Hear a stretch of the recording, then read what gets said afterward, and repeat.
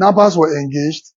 2 of them sustained fatal gunshot injury that led to their death because they were confirmed dead in the hospital, while some other of the suspects escaped. We are still on their trail. It just did not end there. Out of the 5 million naira they collected,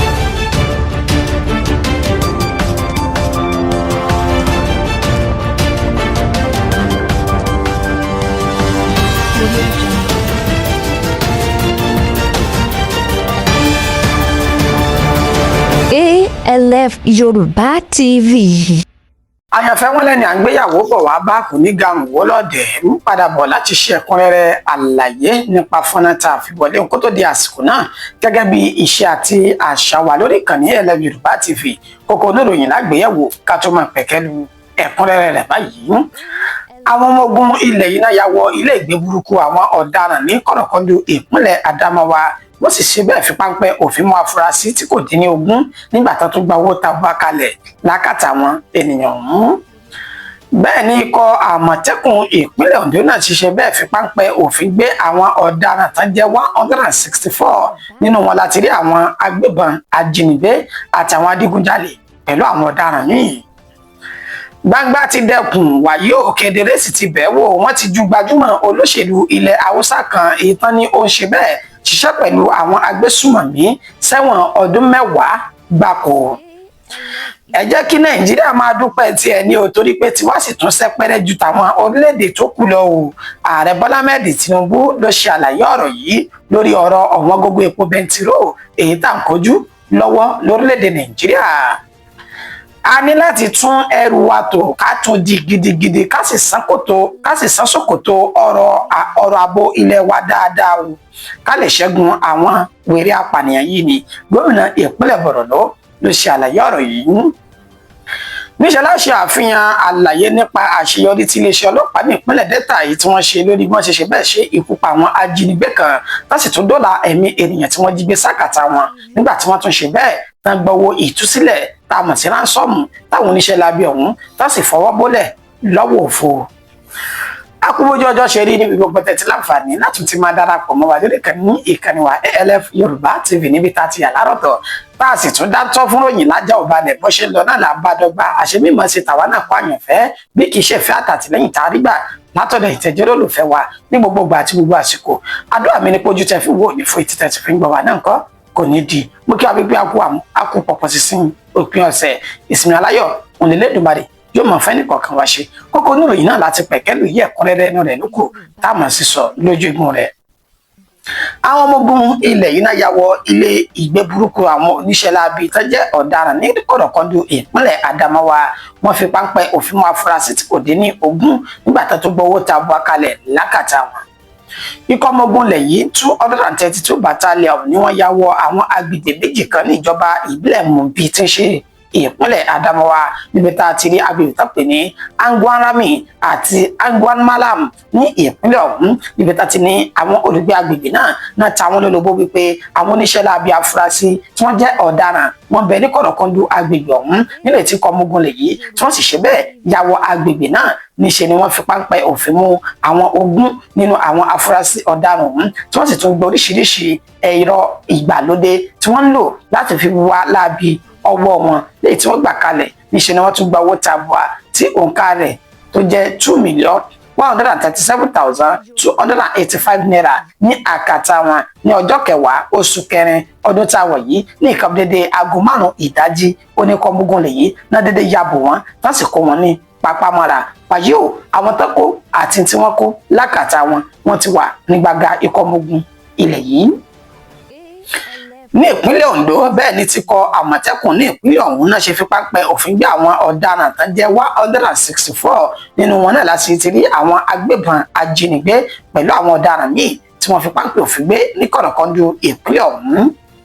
Nínú àlàyé tó jẹ́ olórí ikọ̀ àmọ̀tẹ́kùn ti ìpínlẹ̀ Ondo akọgun Adétúnjí Adélẹ́yẹ yìí tó ṣe fáwọn oníròyìn lánàá ọjọ́ 10 oṣù kẹrin ọdún tá a wọ̀ yìí lólùlù ìpínlẹ̀ Ondo ti ń ṣe Àkúrẹ́ níbi tó ti ṣe àfihàn àwọn afurasí ọ̀daràn ọ̀hún ètò òǹkà wọn jẹ́ 164 tí wọ́n ní wọ́n mú ní kọ̀rọ̀kọ́ndù ìpínlẹ̀ Ondo inú wọn náà ti ní àwọn agbébọn tó jẹ́ ajínigbé 3 kan wọ́n bẹ láàrin wọn tọwọ́ pálábá wọn tó sì ti ṣẹ́gi nígbà tó sì ní àwọn ọ̀daràn tó domi àláfíà inú ìlú tó ń ka tàwọn jẹ́ 144 wọ́n ń bẹ láàrin wọn ẹni tó jẹ́ afipábániláṣepọ̀ kan wọn náà ń bẹ lára àwọn 164 èyí tí wọ́n kó yìí nígbà tó sì ní àwọn atọmọgbéṣe òwò ẹrú tá a mọ̀ sí human trafficker àwọn náà jẹ́ 15 èyàn 15 tí páńpẹ́ òfin tó ti mú báyìí àti fúlàní tó ṣe tí kunkun tó dààmú lúwọ oko àwọn ènìyàn bó ṣe wù tó ń jẹ́ ọyọ kan níṣẹ́ náà sí ní àlẹ́ wípé arákùnrin tó pè ní Henry àti Túndé ń lọ́wọ́ tẹ̀ nílùú Ọ̀wọ̀ àti Àkúrẹ́ ti ṣolúlu ìpínlẹ̀ Oǹdó lórí ẹ̀sùn ìdígunjalè èyí tó fi kàn wọ́n àti ìjínigbé pẹ̀lú àwọn ọ̀daràn míì nínú ètí akọgun Adétúnjí Adélẹ́yẹ tó ní gbogbo wọn báyìí ni wọ́n kọjú wọn sí ilé ẹjọ́ láti fi mọ ẹni tó jẹ̀bi ẹ̀sùn èyí tí wọ́n fi kàn án níwájú adájọ́ ní ìpínlẹ̀ Oǹdó. Gbangba ti dẹkùn wàyí ò kedere sì ti bẹ̀ wò wọ́n ti ṣe bẹ́ẹ̀ ju gbajúmọ̀ olóṣèlú ilẹ̀ Haúsá kan èyí tó ní ìtàn ní ó ń ṣiṣẹ́ pẹ̀lú àwọn agbésùmọ̀mí sẹ́wọ̀n ọdún 10 gbáko.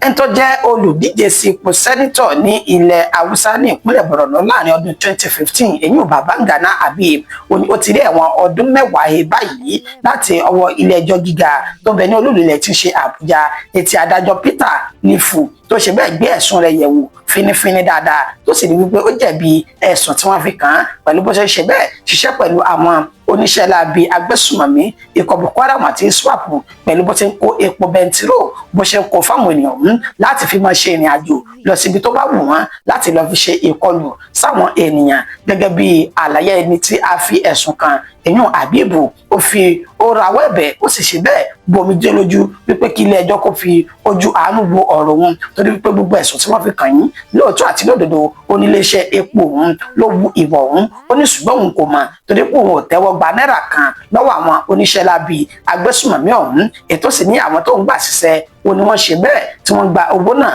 tóun ò sì mọ nǹkan kan ó ní fún ìdí èyí ilé ẹjọ́ kó ṣàánú òun torí pé ó náwọn ìyàwó sílé wọ́n sì tún ní àwọn ọmọ 6 sí ilé láti bí ọdún 10 tó ti fi òun sí àtìmọ́lé lórí ẹ̀sùn wípé òun lẹ̀dí àpò pọ̀ máwọn agbésùmọ̀mí níṣẹ́ ni tó wá jẹ́ agbẹjọ́rò fún ìjọba David Kaswe ó ní kí adájọ́ àgbà ọ̀hún kó má gbọ́ ọ̀rọ̀ ẹnu rẹ̀ o torí wípé ìwà tí ó wù yìí ó burúkú jù pẹ̀lú bó ṣe ń ṣe bẹ́ẹ̀ ṣùgbọ́n àwọn agbésùmọ̀mí lórí bí wọ́n ṣe ń kó epo fún wọn ni wọ́n sì fi ń wu ìwà láabi ọ̀gọ̀rọ̀ ẹ̀mí ènìyàn ló ti bọ́ nígbà tí ọ̀pọ̀lọpọ̀ sì ti di àwátì tó pọ̀ tún di aláìnílé lórí mọ́ látàrí ìwà tí Habibu Babangana yìí èyí tó wù nígbà tí adájọ́ àgbà èèyàn Peter Lifu tó wá wo ọ̀rọ̀ ń lọ sọ́tún tó wò lọ sósì ó ní ìdájọ́ òun rèé pẹ̀lú bí ilé-ẹjọ́ ṣe rí fínífíní dáadáa wípé ìwọ Babangana Habibu ò mọ̀ọ́mọ̀ mọ̀ wu ìwà yìí bẹ́ẹ̀ la sì rí ìwé kan àbí ẹ̀sùn kan tó sọ dímọ̀ wípé ìwà táwọn agbésùmọ̀mí yìí ẹ ti fìgbà kan jọ wà rí àbí tẹ́jọ́ ṣe bẹ́ẹ̀ wu ìwà láabi tó ṣe wípé ilé epo bẹntiró rẹ̀ ni wọ́n ti rí epo fún ìdí èyí wọ́n fi sí ẹ̀wọ̀n ọdún 10 kó sì bẹ̀rẹ̀ láti ọdún tí ó ti wà ní inú ọgbà ẹ̀wọ̀n ọ̀hún títí di àkókò tí wọ́n ṣe bẹ́ẹ̀ palẹ̀ ìwé rẹ̀ mọ́ gẹ́gẹ́ bí ẹni tó ti ṣe bẹ́ẹ̀ ṣe ẹ̀wọ̀n ọ̀hún fún odidi ọdún 10 gbáko etí ilé ẹjọ́ tó là kalẹ̀.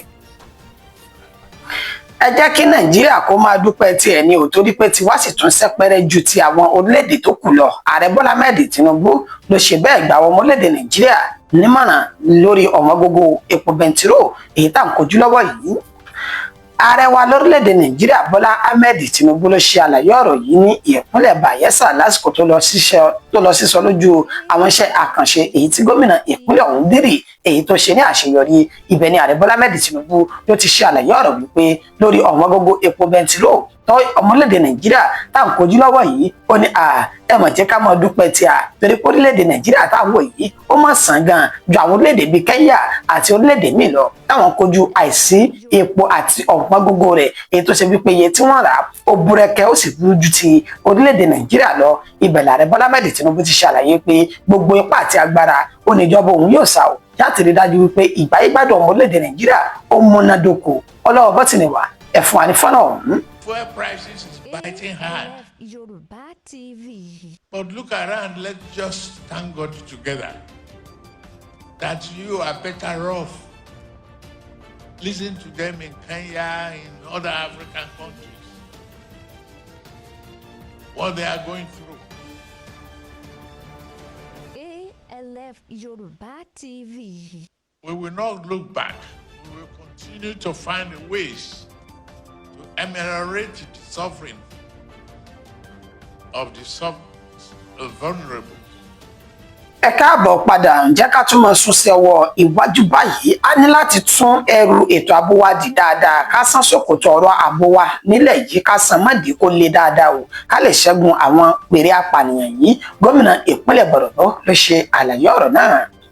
Lẹ́yìn ìkọlùkọgbà àwọn oníṣẹ́ láabi ikọ̀ ISWAP àti Boko Haram níbi tí wọ́n ti ṣekú pa ọmọ ogun ilẹ̀ yìí tí òǹkà wọn jẹ́ 18 ní ìpínlẹ̀ ọ̀hún, níṣe ni gómìnà ìpínlẹ̀ Borno Babangana Zulum ló wá kọ́wọ́ ló ṣe bẹ́ẹ̀ bá àwọn ọmọ ogun ilẹ̀ yìí ló bá wọn kẹ́dùn lórí ìpapòdà àwọn ènìyàn wọn. Ibẹ̀ ló sì ti ṣe àlàyé wípé àwọn tí ń gbọ́ láti ń dúnkòkò mọ́ agbègbè ọ̀hún wípé ẹ̀mẹ́ta ọ̀tọ̀ọ̀tọ̀ wọn làwọn ènìyàn oníṣẹ́ láabi ọ̀hún ni wọ́n sọ̀sẹ̀ níbẹ̀ ní Ṣéyíkì tí ń ṣe ìjọba ìbílẹ̀ Gàgá ní ìpínlẹ̀ Borno. Ní ètò sì ní fún àsìkò yìí a ní láti gbáradì ká sì san ṣòkòtò ètò ààbò wa ó le dáadáa ká lè jẹ́rí àwọn oníṣẹ́ láabi àwọn wèrè apànìyàn gẹ́gẹ́ bí òṣìṣẹ́ ní àlàyé nínú fọ́nrán ètí ọlọ́wọ́ bọ́tìnì wa tí wọ́n fún wa báyìí. This is one of the most surprising attacks that I've witnessed in the recent times. There is a need for us to also review our security architecture because credible intelligence was received that these madmen were trying to attack this base for about 3 days. I wonder how such thing could happen. Chairman, are you aware? Anyway, I'm here to commiserate with you, especially the loss of the brigade commander. So this is not a time for joy or time to blame ourselves. Ẹ káàbọ̀ padà. Eléyìí náà láfi ṣẹnu wa ní dédé síbi gẹ́gẹ́ bí ìṣe wa o. Níṣẹ́ láṣẹ àfihàn fọ́nrán tó ń ṣe àlàyé nípa àṣeyọrí tí iléeṣẹ́ ọlọ́pàá ní ìpínlẹ̀ Delta yìí tí wọ́n ṣe lásìkò tí wọ́n dóòlà ẹ̀mí ènìyàn méjì tí wọ́n jí gbé pẹ̀lú owó tabua tó jẹ́ ránsọ̀mù tó gbà kalẹ̀ nígbà tó sì ṣekú pa àwọn ajínigbé ọ̀hún ètí wọn fọwọ́ bólẹ̀ lọ́wọ́ òfo. Ẹni tó jẹ́ alukoro iléeṣẹ́ ọlọ́pàá ní ìpínlẹ̀ Delta Bright Edafe ni ó ṣe àfihàn rẹ̀ gẹ́gẹ́ bí ìṣe rẹ̀ nílẹ̀ tó sì fi ń kọ́ àwọn ọmọ orílẹ̀-èdè Nàìjíríà lẹ́kọ̀ọ́ kan àbí ìkejì àti pé láti lè jẹ́ ká mọ̀ pé iléeṣẹ́ ọlọ́pàá orílẹ̀-èdè Nàìjíríà àwọn náà sapá wọn láti rí dájú pé ètò ààbò tó péye wà lórí ẹ̀mí àti dúkìá àwọn ènìyàn yìí. Ọlọ́wọ́ bọ́tìnì wa wọ́n fún wa ní fọ́nrán rẹ̀ níbi tá ti gbọ́ àlàyé kíkún láti ọ̀dọ̀ alukoro Bright Edafe tí ìfisẹ́nu mi dédé síbi ìpín oníyẹn ṣe ọlọ́bẹ̀ iṣẹ́ ìtẹ́báwá jẹ́ ẹkú àìbínú bí mo ṣe kí alẹ́ kan wípé a kú pọ̀pọ̀ sísìn òpin ọ̀sẹ̀ ìsinmi aláyọ̀ Onílédùmarè ló mọ̀ fẹ́ nìkọ̀ọ̀kan wá ṣe. Ó dàbọ̀. Behold, the kidnappers were engaged. 2 of them sustained fatal gunshot injury that led to their death because they were confirmed dead in the hospital, while some other of the suspects escaped. We are still on their trail. It just did not end there. Out of the 5 million naira they collected from the victims, we've been able to recover about 4.5 million naira. I can guarantee you that we are not going to stop. We will still continue to go after these suspects. So the victims, they are here. I would like them to buttress my point so that you know that what we are doing is not fairy tale. My friend, you are not going to tell me your name. You are not even going to tell me your address. You just tell me the community where these guys came and how they came in. So just briefly just talk to us for like 2 minutes. On our way to we are in our house when they came to kidnap us. Okay. Me and my friend. Okay. And they took us to the bush and they request for ransom. They How said much did they request? 100 million. Okay. With the bargain and all that, they decided to collect 5 million. Okay. Right. All right, no problem. So at what point did you now inform the police? It's my husband that I informed Okay. the police. All right. I don't want you to talk too much. I understand that you are still in a trauma state, and I just like the fact that you were willing to talk to us. Okay. Now that the police and Delta State Command reacted, were able to recover their weapon and some of the amount of ransom they collected from you. Can you just tell us how you feel now? I feel happy because the stress was too much for us. So what's your message to members of the public on how they should relate with the police when it comes to fighting crime and ensure that they are safe? In any situation, if they cannot handle it, they should go for police. Okay, I don't even think they can handle it. So they can cannot always handle come it to us because it's too much. because I don't know how somebody can handle a criminal bearing this kind of weapon, demanding for money. While our message to members of the public who intends to go into crime does not pay. Crime never pays. The maximum lifespan of a criminal is 3 years. It's either they go to prison or they go to the great beyond. So in as much as you can, please. ALF Yoruba TV.